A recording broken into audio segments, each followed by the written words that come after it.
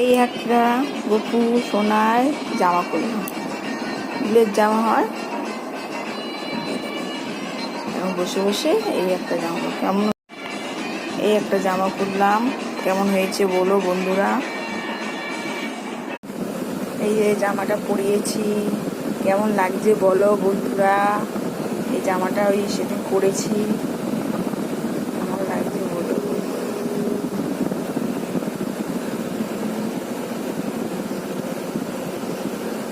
কলা চিনি দিয়ে খেতে গেছে আমাদের কুসুমাকে, কেমন লাগছে আমাদের কুসুমাকে।